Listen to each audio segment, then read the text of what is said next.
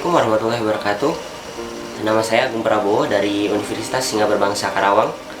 Di sini saya akan membahas mengenai bangunan atau objek bersejarah yang ada di Kota Bekasi.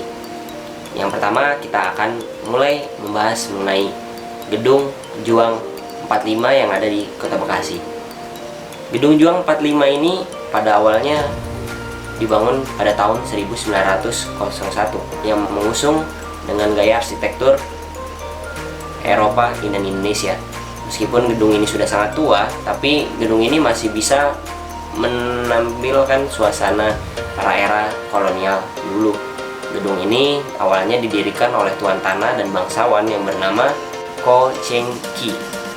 Setelah beliau meninggal, kemudian kepengurusan gedungnya diteruskan oleh anaknya. Pada saat pasca kemerdekaan, gedung ini juga sempat dijadikan oleh pusat pemerintahan Kabupaten Jatinegara. Yang berikutnya ada Kelenteng Hok Lai Keong. Kelenteng ini tidak banyak yang mengetahui bahwa kelenteng ini adalah kelenteng yang tertua yang ada di Bekasi. Bahkan kelenteng ini sudah berdiri pada 300 tahun yang lalu, pada saat zaman VOC ada dan datang di Indonesia. Masyarakat Bekasi biasa menjadikan kelenteng ini sebagai tempat ibadah untuk masyarakat Buddha.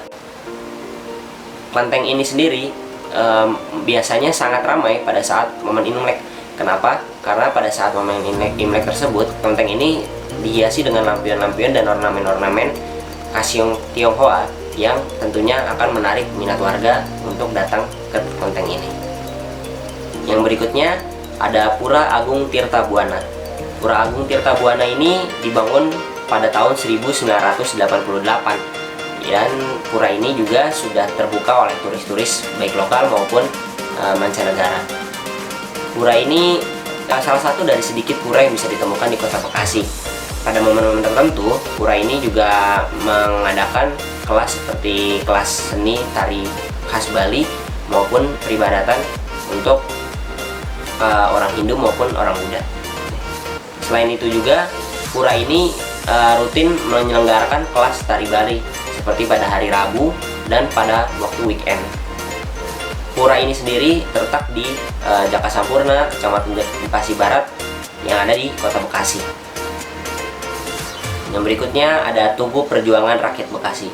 Tugu Perjuangan Rakyat Bekasi ini dibangun pada tahun 1955. Pada awal pembangunan ini sekaligus memperingati ulang tahun Indonesia yang ke-10 dan juga ulang tahun Kabupaten Bekasi yang baru pada saat itu berumur 2 tahun. Tugu ini menceritakan terkait 3 hal. Yang pertama, terkait pemuda Bekasi yang memberikan kabar bahwa Indonesia telah merdeka.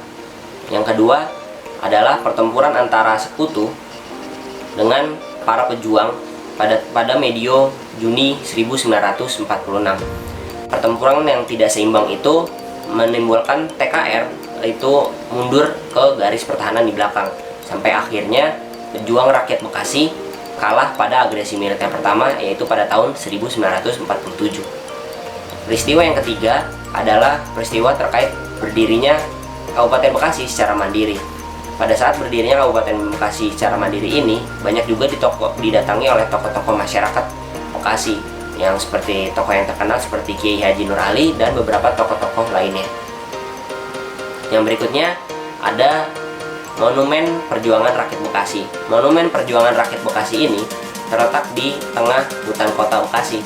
Di sini adalah monumen yang terdiri dari 3 relief yang setiap reliefnya adalah menggambarkan tentang bagaimana perjalanan dari rakyat Bekasi. Monumen ini sendiri dibangun pada tahun 1975. Beberapa makna dari relief tersebut. Pada relief pertama menceritakan bahwa daerah Bekasi adalah daerah pertanian yang sangat luas dan pada saat itu dikendalikan oleh tuan tanah, yaitu oleh serdadu dari kolonial Belanda. Di situ menceritakan bahwa keadaan rakyat Bekasi sangat menyedihkan karena mereka dipaksa untuk terus bertani dengan menjual hasil tanian mereka dengan harga yang sangat murah. Pada relief kedua menceritakan tentang kedatangan dari serdadu Jepang yang pada awalnya disambut sebagai saudara tua, yang kemudian ternyata tingkahnya malah justru jauh lebih kejam dibandingkan pada saat masa penjajahan Belanda. Yang berikutnya adalah pada relief ketiga. Pada relief ketiga adalah menceritakan tentang keadaan Bekasi pasca kemerdekaan. Di situ diceritakan bahwa jiwa patriotisme rakyat Bekasi sangat besar. Dan pada relief yang berikutnya, yaitu relief keempat, di situ adalah menceritakan tentang bagaimana keadaan Bekasi pada saat masa pembangunan di Orde Baru, yaitu pada saat masa Presiden Soeharto. Ya, sekian dari saya video kali ini. Mungkin itu ada sedikit mengenai beberapa objek sejarah yang ada di kota Bekasi itu sendiri. Mungkin banyak lagi beberapa objek yang tidak saya sempat bahas di sini, tapi mungkin bisa saya bahas di lain waktu. Sekian dari saya. Wassalamualaikum warahmatullahi wabarakatuh. Stay safe, stay healthy.